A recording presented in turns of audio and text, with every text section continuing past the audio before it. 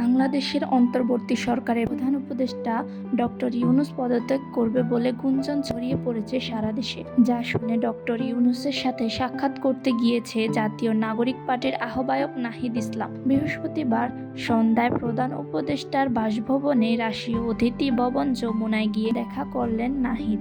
দেশের চলমান অবস্থা এবং ডক্টর ইউনূসের পদত্যাগের খবর আমরা সকাল থেকে শুনেছি।